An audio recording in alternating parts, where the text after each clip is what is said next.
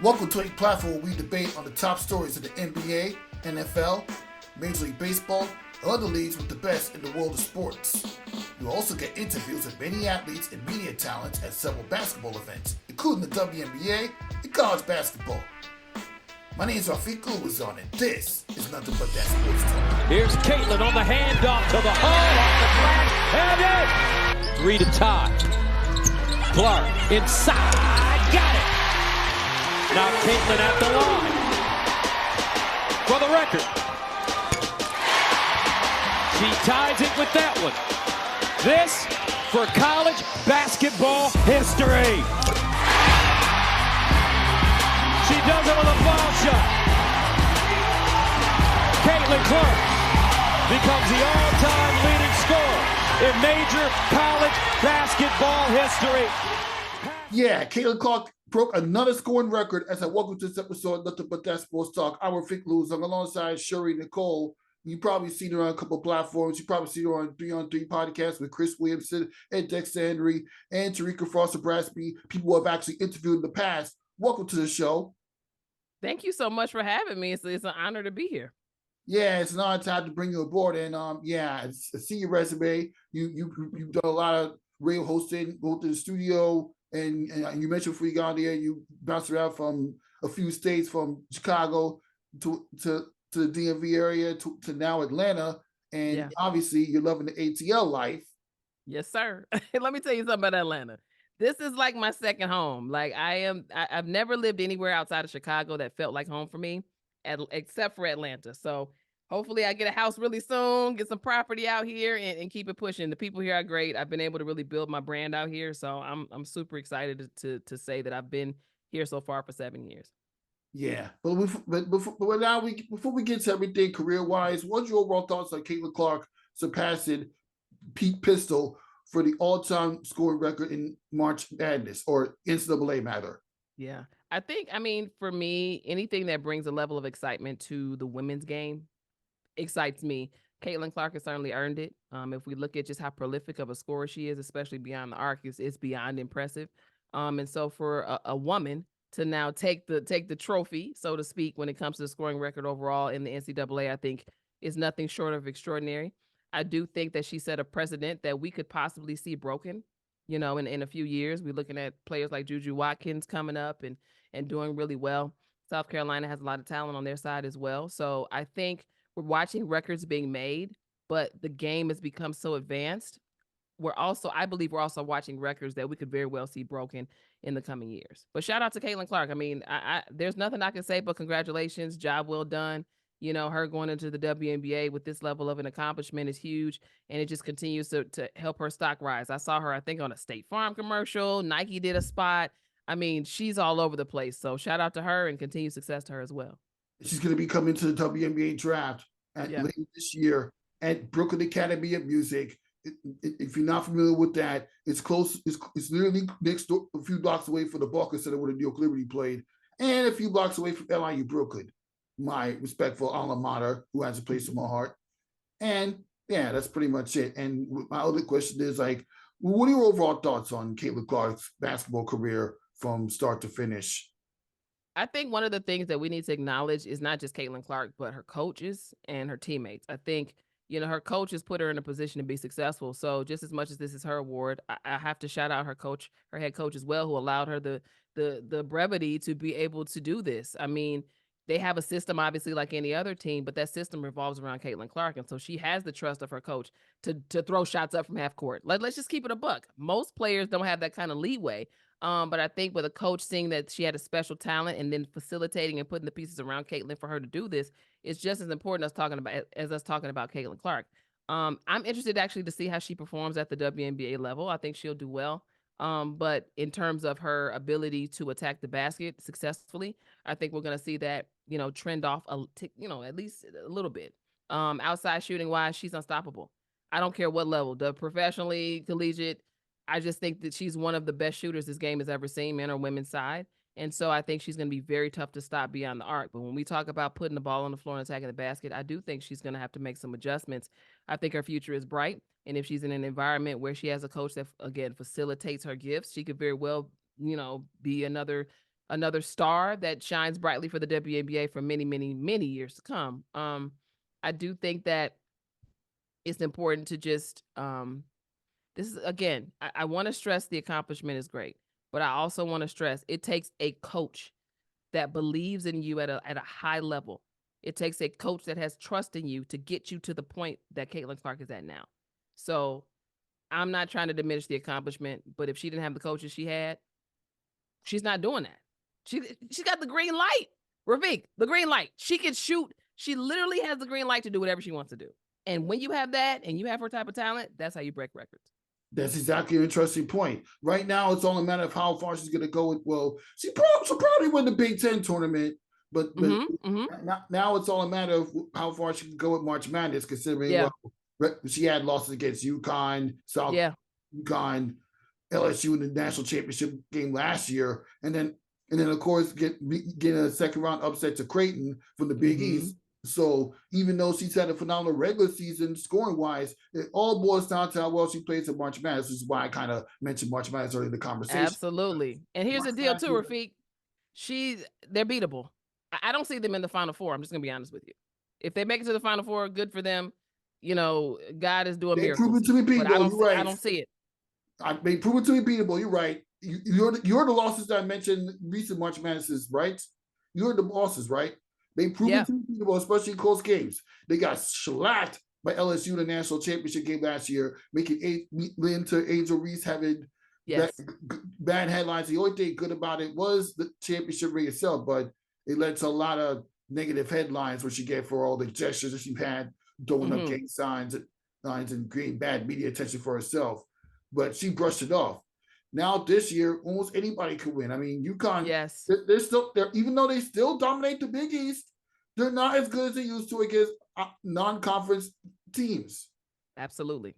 So yeah, that's pretty much it. But while we're talking about while we're on the subject of March Madness, I mean, growing up as a media professional in space, what was your favorite March Madness memories? Wow, that's a really tough question. Interestingly enough, and this is funny.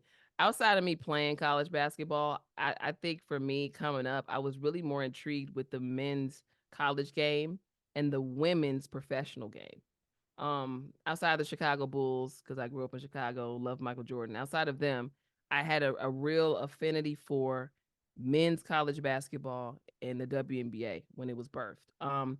March Madness moments, I have to say, like my top moment, nothing tops me being in the space. I had the opportunity to travel and cover the Final Four 2 years ago when South Carolina won, and I was in the stadium. I was there, and just to be able to witness that, up close and personal, that's my favorite moment. I mean, you can watch it on television and all that good stuff, but to see it play out in real time, to see what winning looks like at that level up close, nothing beats that. And Dawn Staley is one of my favorite players and coaches to ever, be involved in this game. And just to see her win and she wins with such grace, like I was just in awe. So that's definitely my top moment.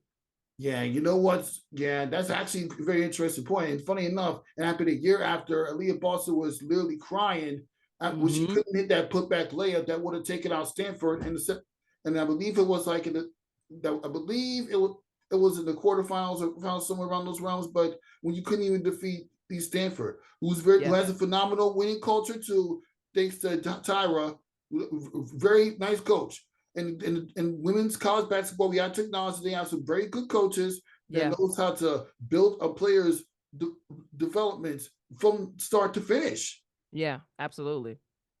And then too, the women's game allows more time for that. On the men's side, guys are leaving to go to the draft a lot earlier. And we saw that rule change in the women's game a few years ago, which allows them to exit a little bit earlier. But I just think that there's a level of patience and really because of the rules at the time, women had to stay. They didn't really have much of a choice. And so when you have that timetable, you're able to develop and grow. And I do think that there's just more of I watched the men's game and the pacing of it. One of my favorite conferences to watch is the SEC for sure. Their guard play is just extraordinary. That's some good teams too. Yeah, it's crazy. Like their guard play is nuts. But I watched the women's game and I watch not only how structured they are fundamentally, but now you have these rising stars that are giving you a balance between like razzle dazzle and fundamentals. And so I'm really excited to see these kids playing 3 years. You know, you got players that you know, because of COVID and these and injuries, you got players that are seniors on senior night saying, "All right, I'm gonna stay another year." You know, some are saying, "I'm going to WNBA." I mean, that's crazy. If you really think about it, that's crazy. I don't think I've ever like really witnessed an era where you got kids that can really make a choice like this. Me personally, I would stay because NIL deals are incredible, and when we look at the opportunities to monetize beyond, you know, beyond the amateur level in college, they for some players they're not as great. So I just think it's cool that players are able to make, you know, there's a lot of players that star players are able to make a choice, and I think again the fundamentals and the way that plays into the progression of the game and the timetable that the women's game has right now versus the men's side of college basketball really allows for more of that development that you were talking about. Exactly. You have to. I mean, you go anywhere to watch women's basketball. I mean, I went all the way to Columbia University to watch this girl Abby Shue ball out against Villanova Wildcats, who not too long ago had a game winner by Lucy Olson against Creighton. That was a good experience for me. So yeah, there are some more talent to women's college basketball. It's just the Caitlin Clarks and Paige Beckers. And if you're in Atlanta right now and you've got to witness more of the local teams in the college basketball landscape, you probably get an idea of what hidden talent you're seeing. You know what? You bring up a great point too. I've had these conversations. A really close friend of mine, her son is doing incredible. He's like a nephew to me. He's doing incredible on the high school level. And you know, when I was coming up and I was playing basketball, like going to a major D1 university was a big deal. Like that was everybody wanted to do that, right? And I went to the University of Wisconsin. I was there at the University of Wisconsin for 2 years. I ultimately transferred and finished playing at Northern Illinois University. So I've had a major D1 experience as well as a mid-major one. And again, coming up, mid-major schools were like, I guess, but I want a major D1 look. I think what we're seeing now, to your point about the talent pool, is we're seeing it dispersed across the board. And kids are no longer beholden to the bondage of having to go to a major D1 school, not only to do well, but to go to the next level, especially when we look at the men's game. And I was talking on the 3-on-3 pod a few weeks back, this may have been a month ago, about I would not be shocked if in the next 3 to 5 years we saw a mid-major team win it all. That's just how the talent pool right now is being dispersed. I think it's an incredible thing. There's talent all over the place. And it goes back to even my earlier comment about Caitlin Clark's coaches facilitating her greatness. My biggest thing is we're seeing kids now go where they're appreciated and celebrated. And when you have those things happen, now they're able to have their greatness facilitated. So I love the fact that there's talent all over the place. I don't think it should be concentrated to just major D1 basketball because that's not a good fit for some kids. But they can go play at a major D or a mid-major D1 or even a D2 and do exceptionally well and make it at the next level. And now there's all these other opportunities to play professionally, whether it's in the States or overseas, where those are viable options now. That's true. And it's a very great narrative you bring up. I mean, because let's face it, Iowa was one of the least focused teams that we paid attention to before Caitlin Clark got there. Absolutely. Let's keep it a buck. Yep. And compared to South Carolina, who's always had a winning culture, from Asia Wilson to Aaliyah Boston to now Camille. The fact that they're able to stay undefeated the whole season after Aaliyah Boston left to go to the WNBA. Mm-hmm. Well, hey, on a struggling Indiana Fever team that's trying to revamp their culture after Tamika Catchings retired. Yeah. This development of women's college basketball is really crazy.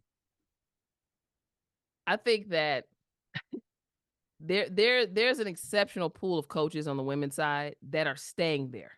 And I think young women are getting more excited, and it's an attention thing. If you look at what COVID did to the women's game, and I'm talking on the high school level and up, you know, when COVID happened, when we had all of these issues with racial unrest in this country, when the WNBA and the NBA protested in that bubble, that was a huge boop, boop, boop, boop. So now everybody's at home. The attention is on both leagues. The attention that was on the WNBA literally trickled down to collegiate basketball and also prep sports on the women's side in particular. I have seen so many blog sites come up and rise up over the last few years since then that is giving equal attention to the men's and women's game. It's never about the girls and women's game. It's never been about talent, in my opinion. It's been about exposure. So what we're simply seeing is more opportunities for these young ladies to be seen. These coaches have been here. These great players have been here. The opportunity for these kids to get better and progress in the way they have has existed all along, but we haven't necessarily been exposed to it. I'm excited and grateful for the exposure. And I think the exposure further progresses the game because now you have young kids, young girls that are getting excited about sports in a way that I don't think we've seen in the last 10 to 12 years because they're seeing it and there's excitement around it. So you couple that with players. And again, a lot of these coaches, I'll speak to the women's side and the men's side as well, but a lot of them are former players. They know the game. They know how to develop kids. They played the game. So to me, the expectation should always be further the game, get better. Kids are getting bigger. They're getting faster. They're getting stronger. They're modeling their game after top tier professionals. We're seeing women doing Euro steps just like the men. You know, we got girls dunking just like the men. So I'm excited about, you know, there's a difference obviously between the men's and women's game, but I think that gap is closing in a way where from an entertainment value standpoint and development standpoint, they're pretty much on the same tier. People are entertained and players are getting better, whether that's on the men's or women's side. Yeah, and pretty much you kind of always had that, like in the 2000s when Candace Parker was playing for the Tennessee Lady Falls national championships back-to-back years, defeating Rutgers, and then after that, you had UConn being dominant with the only exception when they lost to Baylor in the Final Four. Yeah, sorry about that. And then you had that, and then Baylor won the national championship. Brittany Griner played the final year there, and then of course UConn had a stretch of literally 4 consecutive championships in 5 years of at least making it to the Final Four, almost never losing when Brianna Stewart was there until a buzzer beater loss against Mississippi State, and then after that they've only had 1 national championship appearance ever since. So teams are finally starting to figure out, don't think that whatever dominance you see right now is going to last forever. That's right. Teams and programs are going to be figured out, which is why I asked Gina Auriemma that question about what's it going to take for UConn to get back to the winning dominance that you've had when you were coaching players like Brianna Stewart and Dan Taurasi. Yeah. Kids aren't scared anymore. You know, back when you were just talking about, you know, UConn, Tennessee is the same teams. It's the Final Four was so predictable. The tournament in a general was so predictable. I think there was a level of fear that players and fans had around certain teams. They just assumed that they would be there. I think that fear is dissipated. And I think kids are starting to understand if I go to the right place, I can win. I don't care if I'm playing UConn. I don't care if I'm playing Tennessee. I don't care if I'm playing LSU. I don't care if I'm playing South Carolina. If we go to the right school and get on the right program and we get on the right page, we can win. And that's what sports is about. Exactly. And so you have these teams that can no longer lean into and rely on their winning tradition. They have to prove it now in a very real way that I don't think we've seen in a few years since those days of glory that you just mentioned. Exactly. And you know what? Another example of how colleges not being that recognizable. Oregon didn't really get that much focus until Sabrina Ionescu got there. I mean, Sabrina Ionescu had some good tournament runs during her early days. He even got to the Final Four. I believe it was in 2019, somewhere around those rounds. Before that, even before she was getting shellacked by UConn, Sabrina Ionescu was always developing her game. She wasted no time trying to develop her game to the point where she finished her college basketball career being the first NCAA player ever to have like 3,000 points, 1,000 assists, 1,000 rebounds. Well, be the triple-double she is. And when she got drafted to the WNBA, obviously there was no March Madness in 2020 because of COVID. Right. And you had to celebrate everything through Zooms, and she only got to play 4 games before she had bad knees. And in and then when she came back in 2021, aside from when she started the year off with a banger with the game-winning shot against Indiana and a triple-double against the Minnesota Lynx, Liberty had a lot of flaws in 2021. I mean, they had the playoff appearances where she played more than 4 games. But yeah, right now, and last year, she was in the WNBA Finals, even though it did take acquiring 2 former MVPs and one current MVP and Brianna Stewart to go there for Sabrina to taste a WNBA Finals experience. The fact that she's able to grow her game Yes. She had the talent. It was just a matter of surrounding her with the right pieces to get there. That's it. That's the biggest thing. It's about the pieces, not necessarily the institution itself. And I just, to your point, that's what it's about. I just think that we've recalibrated now to understand you can go to a school that's built on this legacy and you can fail. You cannot play. You cannot get the opportunities. You cannot break records. You cannot get to the next level. And you can go to another program that, hey, it's a little bit smaller, but it's conducive to my greatness. And so what you're speaking about is just a testament to somebody making the right choices. And I think there's enough of these stories out now for kids to have confidence like, yo, I can make a different choice when it's the better choice for me. That's a very interesting point. And as you mentioned earlier that you went to Wisconsin and Northern Illinois, like when you were playing college basketball, like why don't you look back at any of the major March Madness experiences you've had, at least in the conference tournaments? You know what's interesting? My postseason life in college was so bleak. At Wisconsin we lost. You're playing in the same conference with a tougher team, so yeah, at Wisconsin, I think we lost. We might have lost the first. When I got there, the team was rebuilding. They had lost a lot. I think they may have lost like six seniors at the time. And so it was 6 of us freshmen coming in. And I think we lost the first game of the Big Ten tournament. It might have been the first or second game. Same thing happened the next year. I think we won the first game, lost the second game. And because I was so unhappy there anyway, by the time I got to the Big Ten tournament, I was like, okay, they're going to give us our gifts. So that's fun. And I'm going to be up out of here. I mean, literally, like, I didn't have the best experience. So my March Madness experience in the Big Ten was very difficult and somewhat traumatic, actually. I didn't really enjoy it. And so when you're playing and then you don't make it past a certain point, you really don't want to be interested or watch other people make it past that point. It's just something about it that makes you feel like crap. And then when I got to NIU, I believe we lost and at that time I had a red shirt. There was no portal. You couldn't just go to a school and play right away.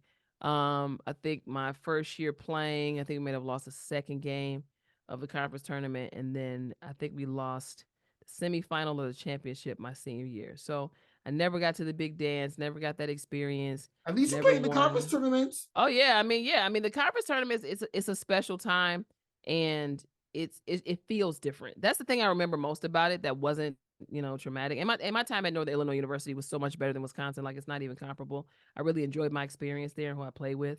But it feels different, as you go into these stadiums and you play and you get ready, and practices are structured differently. The conversations the coaches are having with the players are structured differently. The conversations the players are having amongst each other, it's different. It's just a different feeling. And that's what I remember. It's like an anticipation, a feeling of anticipation that I can't describe. You have to just be in it. And that was cool, especially when I was at NIU.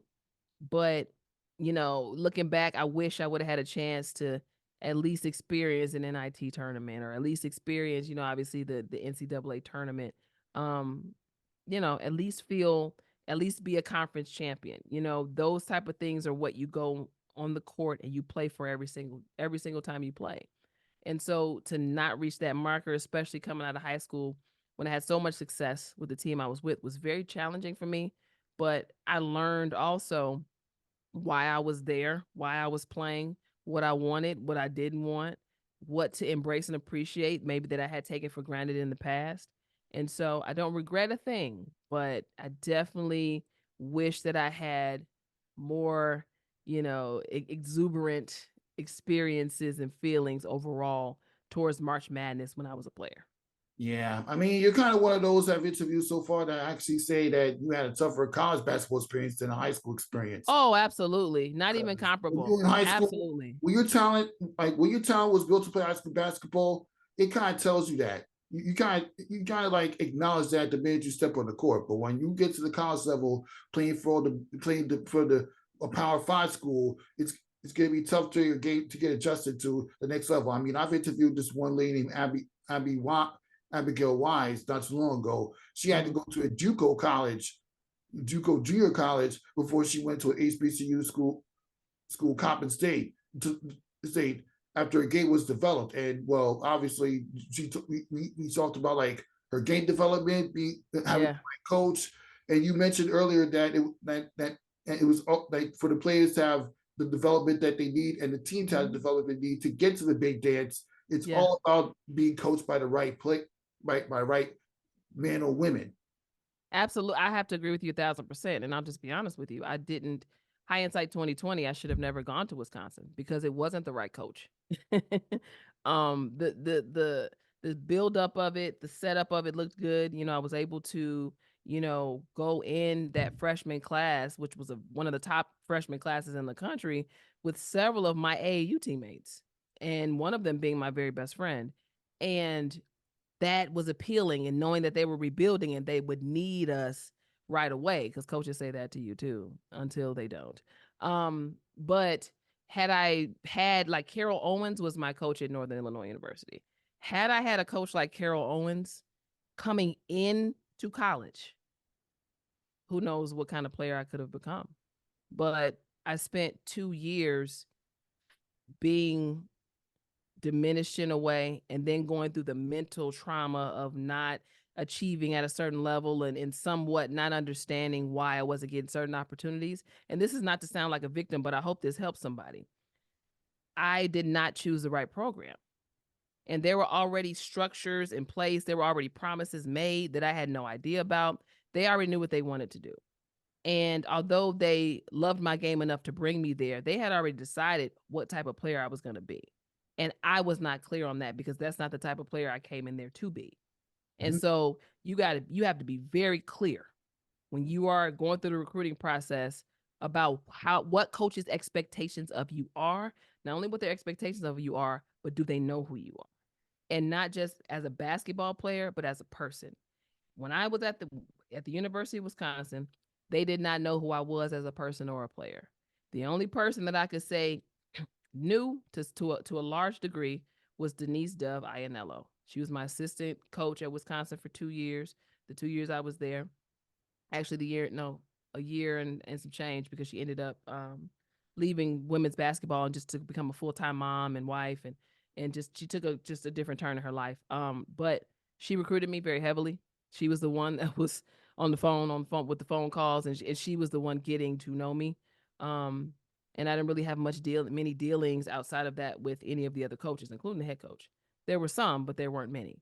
And so if I could do it all over again, I would have never gone there, because it wasn't conducive to my growth holistically, person or player. Fast forward to Northern Illinois University. Now I'm under a coach who's embracing me as a person and a player, who's recognizing the talents that I have, who's recognizing the strengths and the weaknesses that I have, and who's totally ready, willing, excited about integrating me into the fold. We're talking about these are two different extremes.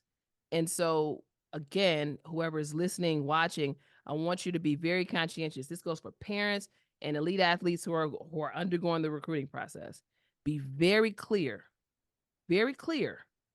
on what coaches are embracing you, not just what you can do. You as a person, really, the ones that are on the phone with you nonstop, the ones that are reaching out to you all the time. And I'm talking head coaches too, the ones that are trying to build relationship with you, not just have you come to their school to play for them. Those are two different types of coaches, and they both exist. So vet that out, because what happens is, why is the portal so much of a fool? Why is there so many people in the portal? Because kids are making the wrong decisions. And mind you, it's not just kids, they're kids. Parents are assisting in them making the wrong decisions, because some of these parents have unrealistic expectations of who their children really are as players. People are trying to go to the big program, even when it's not a good fit for them. And they're not embracing the opportunities that could be awaiting them at a different level that still provides them with a great educational experience and an athletic one. And ultimately that could get them to the next level beyond that. So that's my experience. I'm grateful that I can sit here and talk about it, and I hope it helps somebody. And I'm also grateful that I'm just healed from that part of my life where it's like, it is what it is. It made me a stronger person, and it put me on a path to be under the watchful eye and the tutelage and the mentorship of some great coaches I was cared for and had some great coaches at Northern Illinois University. And even though I didn't win the conference tournament, even though I didn't make it to the NCAA tournament, NIT, whatever, it changed my life and it saved me in a lot of ways. It saved my dreams. It saved my confidence, and it put me on the path to understand that basketball wasn't the only thing that I could be in love with. And hence the reason why I'm in the industry that I'm in now. I fell in love with television just as much. I love TV just as much as I love basketball. But that's because those gifts were facilitated, cultivated, and massaged by the right people. So shout out to Carol Owens and Molly Murray and EC Hill, every single person at Northern Illinois University, faculty, coach, or what have you, that embraced Shari, because that ultimately was what I needed. That's a very interesting point, because I was going to ask you like any advice for any college player that don't make it to the big dance this year, how do you like, what advice you have for these players that are you know for sure or unlikely to reach the big dance this season, and how they're going to grow from this? And you just said at the end, how are you going to grow? So you just keep getting better. So you stay in the gym, and then you study the people. One of the things that I should have done a better job of, but I was immature, study the people who are winning. Sit and watch those games. And I know it's difficult because you want to be there, but sit and watch what's working for these teams that are there. And how can you learn from these situations? Get in the gym, do extra workouts. And, I did all of those things outside of studying those people, like I said, but there's always room for you to get better. And just because you don't get there it doesn't diminish your gift or the potential that you have in going to the next level. It's just not that's just not your time at that time. But there's reasons for that. And I would say too, really, really sit with your coaches, position coaches in particular. The relationship a player has with their position coach is very important. It's critical. I had an incredible relationship with my position coach, Molly Murray, at NIU. She changed my shot, like in the best of ways. Now, I didn't have a bad shot, don't get it twisted, but there was something mechanical that I was doing that needed to change. And she was in the gym with me every day. And I would say, okay, can we get in the gym? She was there every day. Whenever she's like, yo, we got to work on it. She brought it to my attention. She pushed me, and she was with me every day to fix it. These are the type of relationships that I encourage you to build and foster and continue to work on, even amidst loss. Because what's happened sometimes is when you lose, everybody gets distant. Everybody goes in there, gets in their own world, their own head. They go over here, over there. When you want to win and you're not winning, everybody should come together. So find ways to come together with your teammates, with your coaches, whether that be on the court or off. Keep working. Find out whatever area you're weak, that should be an area in the offseason that you're working extremely hard on strengthening. So that's what I was saying. Again, if you have years in front of you to play, anything's possible. Just keep working. That's a very interesting point. And it's that mentality right there. As you mentioned earlier in your sentence, you say something about having a media TV career. We're going to transition that right now. Is now like when your basketball career ended, like at one point did you start your media career?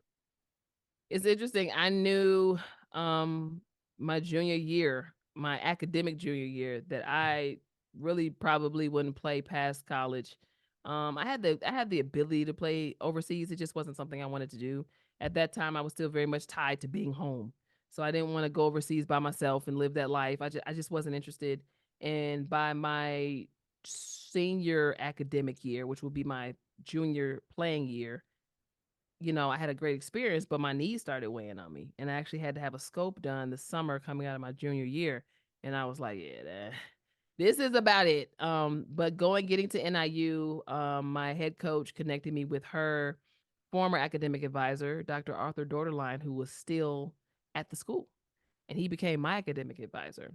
And so prior to getting to Northern Illinois University, I was studying journalism, more so on the print side, and really enjoyed it.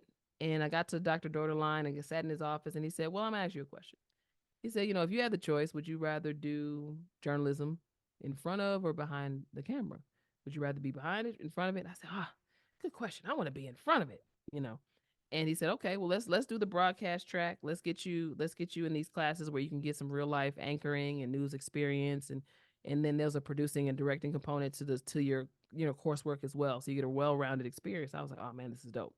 So I've always loved TV since I was a child. But again, when basketball is your life for so long, since I was 8 years old, the other gifts and interests, they just take a back seat. So I didn't even realize how much I loved the entertainment space, television, until, basketball wasn't the foremost thing in my life. And so took some amazing classes and just fell in love, and had decided coming out of undergrad that I was gonna basketball was it. That was over for me. It was great, praise God, and I'm gonna go. I'm gonna go pursue this thing professionally on the TV side. And I ended up connecting with Dr. Todd Yeary, who's a mentor of mine to this day, an exceptional human being, and he encouraged me to go to grad school.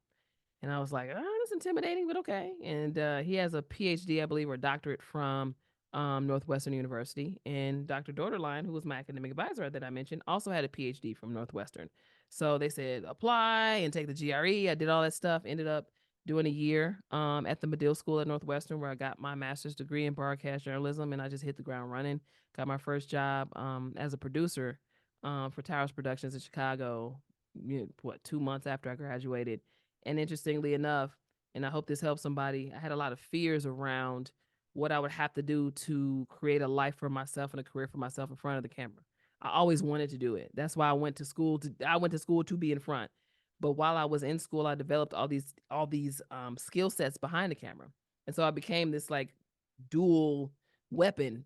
But when it came time to make a real decision about which path to take, I was given really two. My professor was like, hey, you want to be in front of the camera, you can do it. That's great. But you may have to go in the news.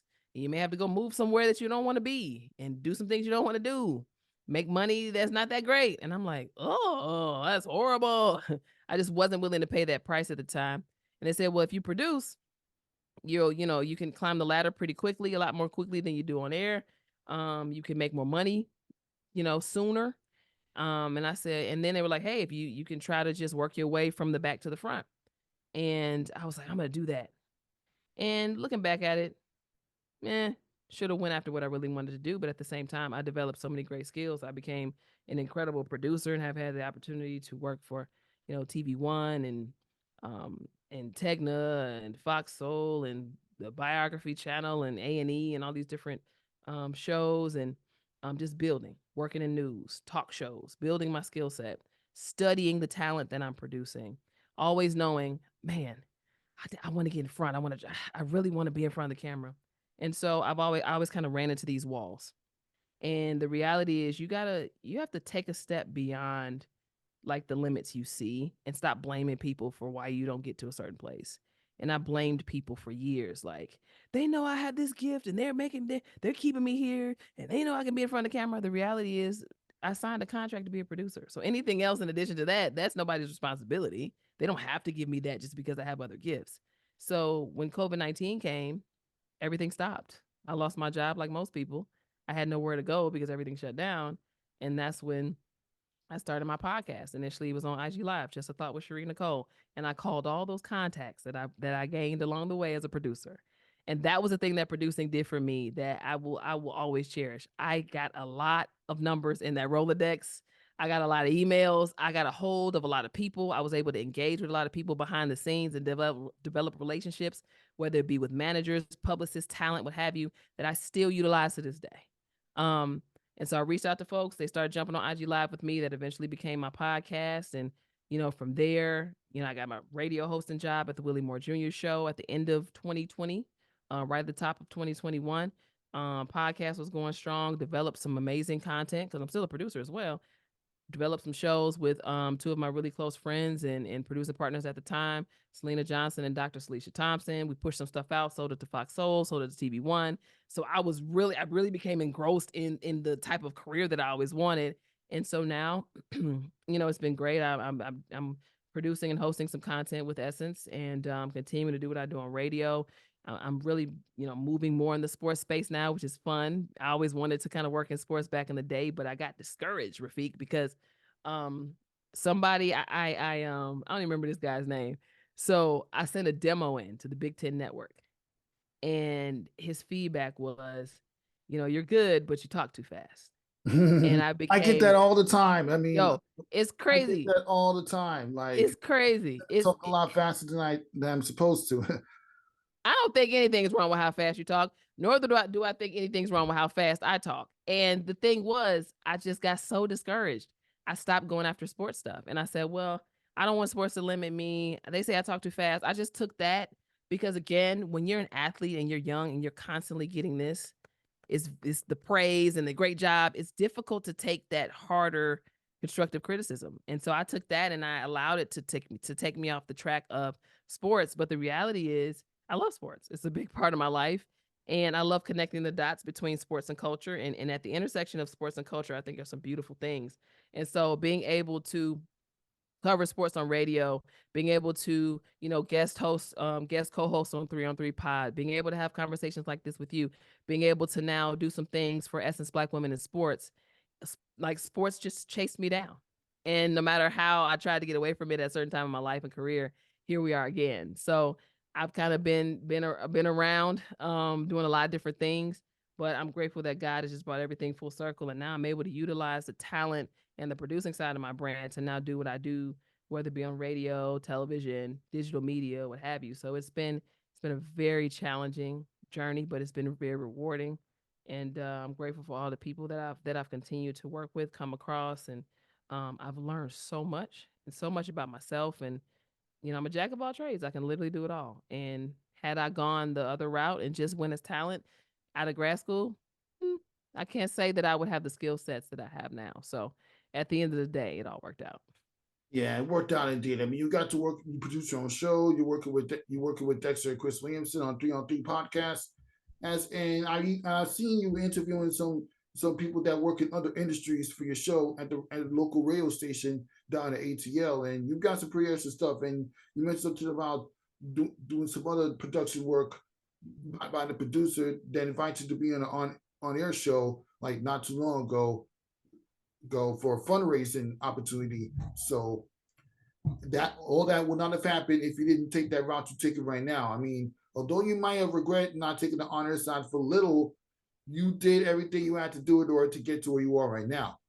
And I commend you. I appreciate that. It feels good to hear, and it's interesting. It took a pandemic for me to embrace the journey, but also take charge of my own journey. It's easy to find excuses as to why we don't have something, why we're not doing something. But when all the excuses are removed and you literally have your dream right in front of you and it's your choice whether to actively pursue it, like grab hold of it and go crazy with it or not, that really, it's a special time. And I know the pandemic ravaged a lot of people's lives. It impacted a lot of people in very, very traumatic ways. They lost loved ones, all different things started to happen. But for me, amidst a traumatic time, God really opened some doors. So I don't know where I would be had I not lost my job at Sister Circle in 2020. I don't know what would have happened. I don't know if I would have had a podcast. I don't know if we'd be talking right now. I don't know if I'd be working at Essence. I don't know. Yeah, I would keep having those worries all the time. And you mentioned now the 2020 year was a dark time. And funny enough, we're almost 4 years removed from that dark year where everything changed when business was shut down. And even when everything reopened, we can't get COVID out of our heads, even with everything back to normal. Mm-hmm. And you know what? You mentioned earlier that same year where the NBA and WNBA were doing the protests that could have easily been avoided if it wasn't for the police brutality that was happening in the human population. Absolutely. Let me tell you something. It's like at that time they left them with no choice. Podcast and working during that time in 2020 when all those NBA protests and WNBA protests and sports protests were protests on protests happening only because of police brutality on Black men. Like, what came to your mind? It's very triggering, angering. Also, what really upset me too was, Sister Circle would have done an incredible job in covering those things and providing a voice to our community, for our community, and essentially for the world. And because that show was, our show was canceled, we didn't get that opportunity. It also just makes you more sensitive to your own surroundings. And I think sometimes, we move so fast in life and we're so disconnected at times. Those horrific incidents connected us in ways that I think sadly were necessary. I don't necessarily think we always see each other as human. Like we don't function under the guise and the knowing of the humanness of other people. So for me it was traumatic, it was upsetting, and and again, we're seeing images of people being murdered. We're not just hearing about it. We're seeing it in real time, whether it's on social media, the news, whatever. So it was very difficult to digest. It made me angry. It made me hypersensitive. In ways that aren't necessarily ways I would say I'm proud of. But it definitely put me on guard, and it also charged me with the mission to continue to enlighten and educate and empower and entertain my people. I've worked in Black media my entire career, and that's for a reason. And so another thing that went through my mind is like, hey, you have a responsibility. So have integrity and make sure that you keep that responsibility in mind with whatever you do. Um, but watching, mind you, these are things that have been happening to Black people forever here in this country. But to see them happening like that at a time where everybody was already so stressed and strained and traumatized and sad and sick, um, was a level of disturbance that I really couldn't put my finger on, and I still can't. And it's interesting watching the protests, the WNBA and the NBA and all that stuff that went down, and rightfully so. The bright spot I remember was we were all waiting for The Last Dance to come out. Everybody was waiting for that docu-series to come out because it was almost like, oh, okay, something. And mind you, I mean, again, I mentioned I'm you mean that Last Dance documentary? yeah, about Michael Jordan and the Bulls. For me, Bulls? That was a that was a, phenomenal that was documentary. the thing, and I feel like it's interesting. Like there was an invigorating nature about it because everything was going on around us that was troubling, but And this he was gave like a ESPN beacon some of light. football, like I remember Yeah, Van Pelt to like a little post game, a glorified post game after the end of a Michael Jordan documentary because it yeah, wasn't anything to watch. I mean, it well, wasn't anything. WWE was having the wrestling matches at the performance center where no people outside the executive Yeah, workers weren't allowed. yeah, yeah, And yeah, slowly but surely, they allow fans again after like a year and a half of being in the yeah. house. Let me tell you something. It's like if you really think about it, that time was crazy. Like it's over now, and I hope we never have to deal with that again in our We lifetime. never had to deal with But that again. but just But I bring all that up just to say that we as Black media are just as human as anybody living on the streets or mm-hmm, anybody be sitting behind bars after a history of criminal behavior. absolutely. And we need to keep reminding ourselves, or somebody has to remind us when regular people like me and you are Mm-hmm. interviewing entrepreneurs and doctors at a radio show, or covering the Big East tournament like what I'm about to do next week, interview Mm-hmm. up big time college basketball players that are becoming NBA talents. That's something we need to be mindful of. Let me tell you something. Absolutely. And it's interesting even outside of sports, and this has also been a big deal for years. But I watch, us as members of Black media get passed by on carpets. All of a sudden people are running out of time. They gotta go now. Um, not us being able to be first in line, whether that's in reporting spaces or on red carpets or what have you. And still a problem that, people like me and yourself who continue to work hard, hopefully we'll be at the front lines of changing that. But we push culture. Black people are the culture. We push it on every level. And it's interesting how we're pushed out at the same time. Um, Seemingly from systems that need us to survive. It's the most oxymoronic thing to me. But I applaud you for just, first of all, creating your own platform, creating your own rules, and still pushing the bar in these environments that aren't always conducive to your goals and your aims and your purpose, in terms of being in the spaces that you're in. You're coming in trying to get information just like everybody else to give to your audience. You're coming in as somebody who's earned the right to be there.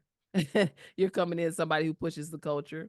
And so I applaud you for just continuing to do that, because there is reward in that, and you never know who's watching. You never know who's listening. You never know who will stop and answer a question that could change the whole scope of not only their life but yours as well, and the people that follow you. So, I gotta give you a shout out too.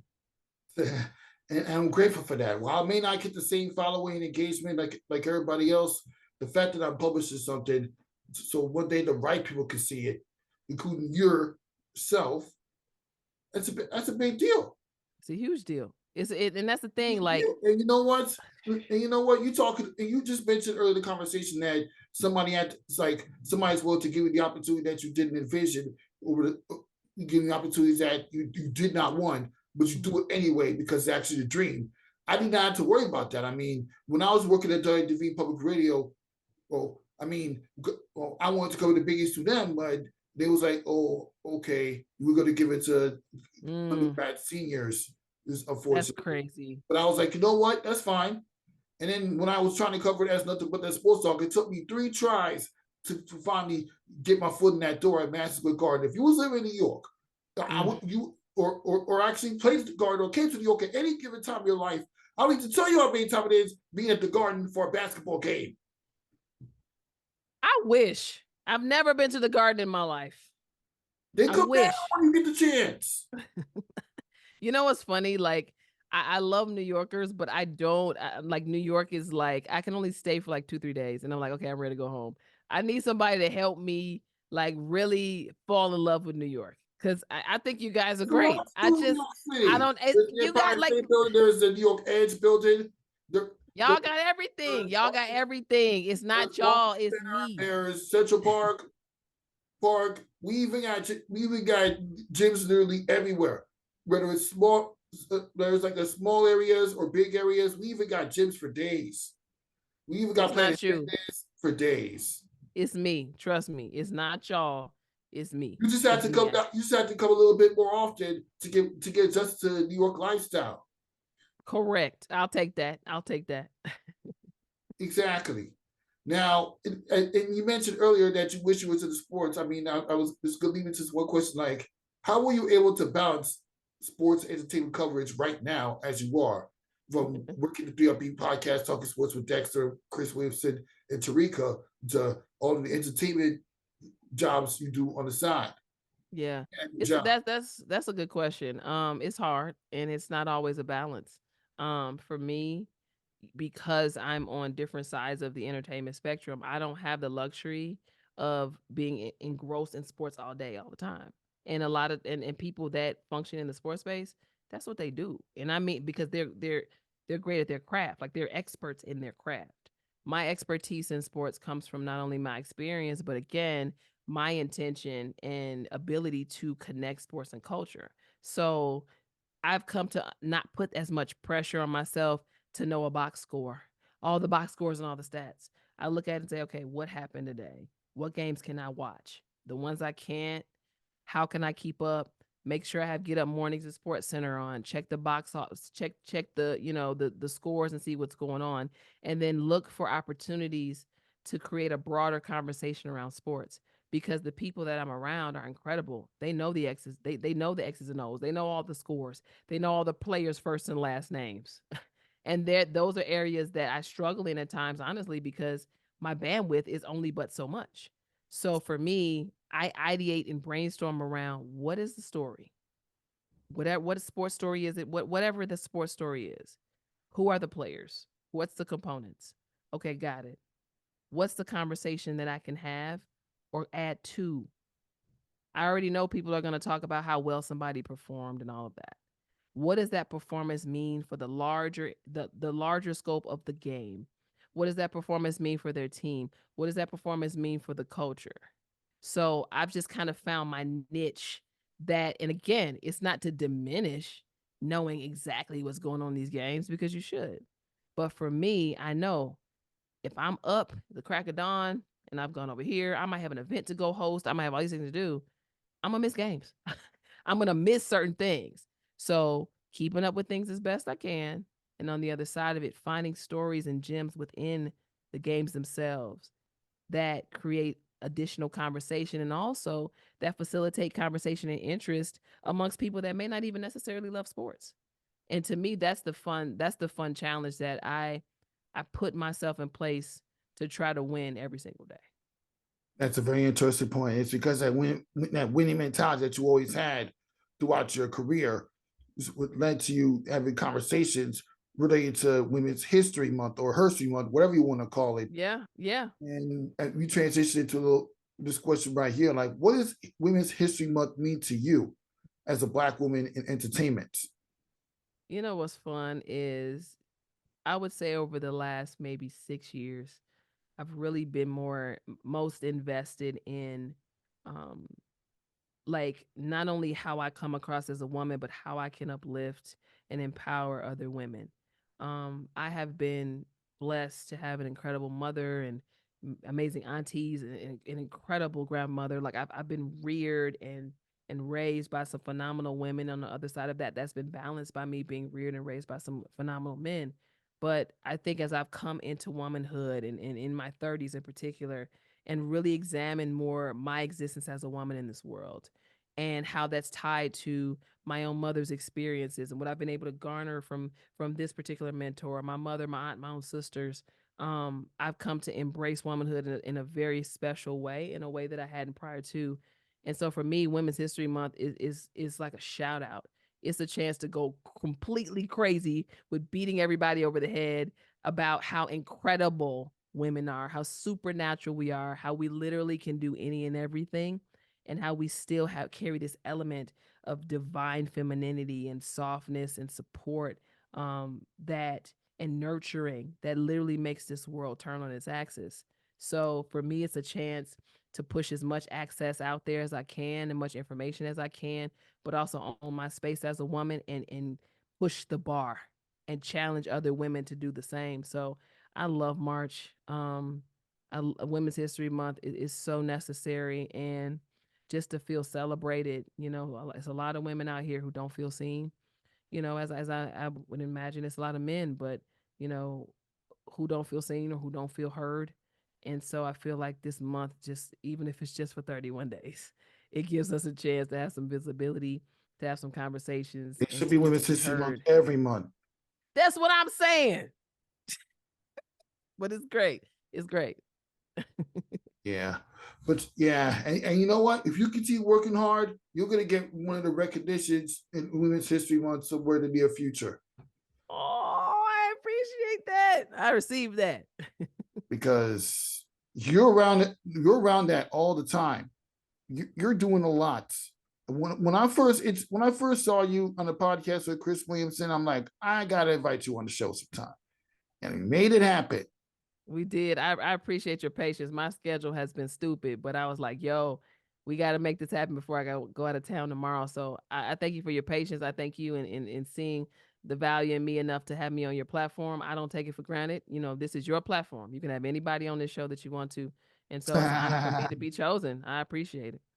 Yeah, I mainly interview people that either work in sports or cover sports or know something about it. Even if you're literally covering entertainment, if you know a little thing or two about sports, you're always welcome to come on Nothing But That Sports Talk. Except, with the only exception, I might even do some special edition episodes where I don't just talk about that, but that's besides the point. You're always welcome. Well, I appreciate it. Let me know anytime I'm here, and this has been really great. It's been really great. Yeah. But to further continue the conversation, of course, we mentioned working with Chris Williams and Dexter. What is that whole experience like working for you, and what you love about building what you built with them?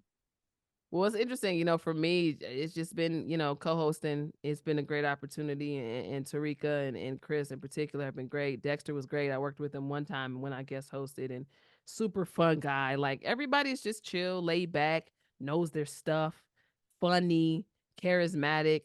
So for me, from day one, from the first day I got a chance to guest host, co-host, I was embraced, and you don't always see that in this industry. There's a lot of people who are out here being competitive, a lot of people who may be intimidated by somebody coming in that they're not familiar with. But they Tarika and Chris in particular have embraced me from day one, and I've grown more and more excited every time I get a chance to sit and talk sports with them. And they're incredibly brilliant, super smart, just good people. And so for me, it's just been a beautiful extension of the work I'm already doing just in general. And again, it doesn't feel like work. So anything that I add to my plate at this point doesn't need to feel like work. and it certainly doesn't feel like work with them. It's a lot of fun. I've learned a lot. They keep me on my toes, which I think is important as well. And looking forward to hopefully hopping back on the pod with them in the next few weeks and make some more magic. Yes, looking forward to see what you go from here, and hopefully you get to talk some more NBA. I mean, at least get to talk some NBA right now here. Yeah. And yeah, I don't even know what to start. Oh yeah, I know where we can start. The GOAT pull off another phenomenal record-breaking night, even though they did lose to the Denver Nuggets. But you can't mess with the GOAT. His name is LeBron James, greatest of all time. The first NBA player to crack 40,000 points. Thoughts? He's not the GOAT. That's number one.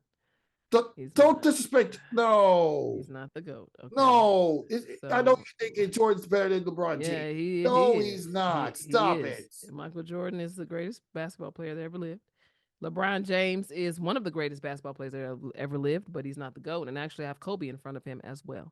Oh, no, don't do that. Yeah. So, yeah, I respect. Kobe did make seven finals appearances, won 5 of them. Jordan is undefeated in the finals after 6 appearances in 8-year span.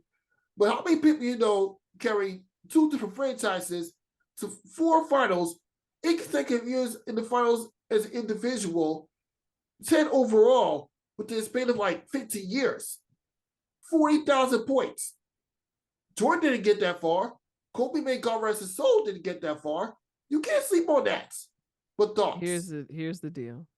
I applaud LeBron James for not only his dominance, but him being able to remain healthy for pretty much the entirety of his career. I think that's a big, big reason why we're seeing the record broken. And mind you, he deserves it. Michael Jordan, as we all know, had a big time injury early on in his career, had to sit out, I believe, a full season. And then, of course, the man left and went and played a whole other sport and came back and won 3 more championships. What are we talking about? And ultimately said peace out again and came back and all that stuff. But I think if we had seen Michael Jordan from beginning all the way through, no stoppages, no leaving the league and coming back, who knows what could have happened. Kobe, God rest his soul, a hell of a career. Again, Kobe got hurt too. Kobe. I can't disrespect his legacy. I can't disrespect Jordan's legacy. Yeah, Kobe's injury, that Achilles took him down. So, LeBron setting these records, it's incredible. But to me, it doesn't make him the greatest of all time. I think one of the things that I'll always think about when I think about him is super teams. So I'm watching, other players, great players build dynasties. And, Miami was a ready-made opportunity for LeBron James. Like the best example of building that I've seen him do was the title in Cleveland. So if I'd seen more of that LeBron James winning championships, we can argue for the greatest of all time. Is he one of the best to ever live? Yes, he's my number 3. I don't think that 40,000 point mark is going to be, I don't think that's going to be broken too much, anytime soon. But when we look at the horrific defense being played in the NBA, who knows? But I respect it, records being broken and all of that. But there's a level of there's a mentality that I'm seeing that we witnessed with Michael Jordan, that we witnessed with Kobe, that there's still a level of it's an air of immaturity that LeBron has always carried to me that I've just never really liked. And anybody that has to profess publicly that they're the greatest of all time, and you're not Muhammad Ali, that's the only person that I would give a pass to. Like Kobe didn't go around saying that. He might have said it in the locker room. He didn't say it on camera. Michael Jordan, same thing. When we look at what Michael Jordan has done from a cultural standpoint, and I'm not talking about philanthropy, because LeBron James has done an incredible job as a philanthropist. He's done an incredible job creating content. He's done a lot of different things. He's made a lot of other people millionaires. Incredible. But it's 2024. People are still waiting in long lines and sitting in front of computers and cell phones with anxiety and sweating because they're trying to get the new Jordans that just came out. When we look at what Michael Jordan did for the game and how it integrated into culture that we still experience to this day, that outweighs LeBron James. It just does. Forget championships. Let's just look at cultural impact. LeBron did invest his money to build a school in Akron. Philanthropy, that's He's the reason why Space Jam 2 was born, or in this case, Space Jam: A New Legacy. Right, but Michael Jordan was the original, so all he did was come behind what Mike did. Listen, this Michael Jordan play. I literally came into this world when I literally just getting to know the world when Jordan was playing. But we can't get past what LeBron James did. You're talking about 2007, that championship, that finals run, which ultimately ended in them losing to the San Antonio Spurs. But he did come back from 2 games down to beat the Detroit Pistons, who took him out in the playoffs the year before. And LeBron put up 48 points, scored 22 in a 23-point span within fourth quarter and overtimes. Jordan didn't do that. He did put up 63 points in the playoff game against the Boston Celtics back in the 80s, but he didn't win that game. Jordan won up in the 80s. At least LeBron got to a championship in 2007. And I already talked about the 8 finals appearances he had in the 2010s. Even though he does have a losing record, you can't get past his ability to carry a strong team and a weak team to the NBA Finals. He played in every single game of the 2018 Finals, carried them to the Finals, even though he got swept by the Golden State Warriors, but still. LeBron. How many times did Michael Jordan get to the Finals? 6 times, but how many times did he win? 6 times, but do you see him pull out comeback wins the way LeBron James pull out comeback wins? Like that doesn't even matter. The Eastern Conference. For the first half of LeBron's career, many people were speculating about his ability to come through in the clutch, myself included, because he was that inconsistent when it mattered. And after that, he had buzzer beaters. Yeah, and after that, he had game winners against the Washington Wizards. He had buzzer beater against the Bulls. He had a buzzer beater against the Indiana Pacers and the Toronto Raptors that same year in 2018. Yeah, you can't question his clutch moments in the NBA playoffs now. How many championships does LeBron James have? He has 4, but I get it. How many different teams? It's not always about everywhere. It's not always about the championships, or it's always how you're getting it. I'm with you on that. I'm with you. And that's why, for me, LeBron's also not the greatest of all time. When you look at Michael Jordan, how the pieces that were around him and how they had to build out an actual dynasty, it's actually not even comparable to LeBron James in Miami or or the only one is LeBron James in Cleveland. That team, to me, was Michael Jordan-esque, building a team. 3 games to 1 to beat Golden State, and that ended up being the only time he managed to defeat him as a Cavalier. I mean, even though he did defeat the Golden State Warriors in the second round last year, but it was playing for the Los Angeles Lakers. At least he's 2 or 3 against Stephen Curry in his NBA career. Let me tell you something. I don't even want to say Steph Curry's name after that 52-point loss to the I'm gonna have to leave him alone. Yeah, I can't do him. Stephen Curry's the all-time 3-point shooter. I know, and I love him, but I just don't want to talk about him for at least the next. I can't talk about him for at least the next 2 weeks because of that loss. I love Steph Curry. He's one of my all-time favorites. I love him. Love his brand, everything. But all-time 3-point shooter, most 3-pointers made all time. Nah, don't do that. Good Lord, I just not having a time. But this is the same Boston Celtics that Stephen Curry defeated to win his last championship years ago. Let me tell you something about Golden State. When you talk about a dynasty, there you have it. There you have it. 4 times in 8 years. I can't disrespect that. And it might be over, as we all know. But to watch them win like that, the same unit, that is special. And that's what I mean by people that are willing to stay in it and really try to figure it out and build together and win together. And I miss that. And I know we're in a different time in the NBA now, and super teams has become something that's not taboo anymore, even scorned or frowned upon. It's something that's embraced. And so I know we're in a different time, and it's something that's normalized. But for me to watch a team like a Golden State, for me to watch what Kobe did and stand with the Lakers his entire career, for me to watch, and witness what Michael Jordan did with the Bulls, it's something special about guys that just stick it out, figure it out, and win. And not to say LeBron James hasn't done those things. It's clear he has. But the ways in which he has, to me, don't put him in position to be the greatest of all time. One of them, yes, but not, for me at least, not the greatest of all time. You got an interesting point. And you know what? The super team discussion may not have been what it used to be in the NBA, but you did have that in the WNBA. Yeah. And I don't know we're in the month of March, and the WNBA, we're not even past the WNBA draft yet.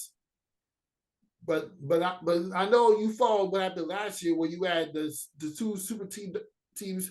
Well, you already had the built for the ground up super team Las Vegas Aces with the addition of Candace Parker, and of course New York Liberty, Jonquil Jones and Brian Stewart will be coming back for at least another season, playing with Benai Delaney and Stephen Curry. Excuse me, Sabrina Ionescu. What are your thoughts about the whole super team dynamic that was built in the WNBA last year and going into the next season? What's crazy is I'm not mad at it because the WNBA needed it. They need, and I had been saying this for a few years. You know, the WNBA needed a reincarnation of the Houston Comets. They needed a team that was going to that fans would get on their backs and bandwagon. Just being honest, because the excitement around the league prior to COVID was not where it needed to be. The fanfare was not where it needed to be. And now you have families, kids, you know, excited about the Aces. I'm excited about them in ways that I didn't think I would be. So, you know, watching the Aces and the Liberty go at it, which again is going to happen again this year. Yes, it will. Yes, it will. And this time, some other teams in the mix. Yeah, there'll be some other teams in the mix, but those two are the ones. But the WNBA needs this. They need a Bulls Detroit. You know, they need a Lakers Boston Celtics. The league needs that right now. And when it gets to a certain point, you know, when you have, again, we talked about earlier, Caitlin Clark coming into the fold. You know, Skylar Diggins Smith is coming back now, and she's playing for the Seattle Storm with Nika Gumick and Jewel Lloyd to build another super team, which may not be in the tier as the two teams that we're talking about, but they're going to be they'll be in the mix. They're going to be competing. Absolutely. And so the league needs that because there needs to be excitement around the game again. And then not only that, it's the personalities that come along with these super teams. So the Aces are the turn up queens, like people like that kind of stuff. So they're entertaining. So it's interesting, like, and I'm not trying to be hypocritical. I just think that the NBA is further along, obviously, than the WNBA. And so I don't really need to see, you know, I don't really have a desire to see the super teams. I want to see more building on the NBA side right now. But the WNBA needs a team to get behind and kind of dominate right now and get people excited and also have some entertainment value. And that's what the Aces are doing. And then Liberty are right behind them. And again, to your point, we could see a Liberty championship this year very easily. But to know that competition, that these are now foes, they're enemies. To see them coming together, bumping heads is exciting. And that's what the WNBA needs, as much excitement as possible. So I think it's great. Yeah, it's definitely great indeed. I'm excited to see where the WNBA is going to go from here with all these acquisitions. I mean, we had the Seattle Storm picking up the players I just mentioned earlier in the conversation. The Phoenix Mercury picked up some good pieces too, man. Natasha Cloud, Rebecca Allen, and Kalia Copper, who I don't know if you obviously know this. You know this. You know that moment when Kalia Copper was staring down Sophie Cunningham. They're teammates now. It's a beautiful time to be a basketball fan. You got Brittany Griner now getting, you know, having been back home for a significant amount of time. I'm interested to see, you know, what this season looks like for her. And then you got people that are just continuing to stick it out and to do well, like a Diana Taurasi. So you have vets that are still very much a part of the fold of the greatest the league is still seeing. So I'm excited. You know, I'm hoping to see some more some more expansion teams kind of be birthed in the coming years based on this excitement and this fanfare. And ultimately, that's what it's about, growing the league. And so as much excitement as can be funneled from the women's college game into the WNBA, I think it's only going to be beneficial to the overall expansion of the league. We need more teams, but that requires money. We need more money. So let's get this. Yeah. But at the very least, they may step closer to that when Golden State is going to be coming to the WNBA. Or the WNBA is going to be coming to Golden State. Yeah. At least we have that going on. But it's just exciting. A matter of having a 14 team. Absolutely. It's hard because do you want to even things out with East and West, 7 East and 7 West? or do you want to just expand altogether? Because the playoff structure is kind of like, like with the playoff structure the way it is, having all 8 teams playing in the first round. You can't dismiss the fact you need more teams. But it all boils down to money, where you're going to put them, and the investors. Because the WNBA, you had teams come in and out, and then again. Yeah. You got teams switching locations, which is very frustrating. We got getting the engagement they need. The human Comets were a dynasty. Right now, where are they? No longer exist. The Sacramento Monarchs were in the finals 2 years in a row, won a championship. Where are they? No longer exist. So it's like the only time they were bring another in. The only time the Charlotte Sting were ever anything was when Dawn Staley was playing. Where are they now? Come on now. You got you preaching, not me. You preaching, not me. You preaching. Yeah, we're gonna continue preaching. As you wrap up this episode, nothing but that sports talk. Thank you so much for stopping by, Shari Nycole. I love the work you're doing. Keep doing your podcast. And happy Women's History Month. Thank you so much. It has been an honor. This has been a really edifying and fun conversation. Keep doing what you're doing. I appreciate it. And I know this won't be the last time that we chat. Yeah, this won't be. For Shari Nycole, Rafiq Louison, we'll see you next time.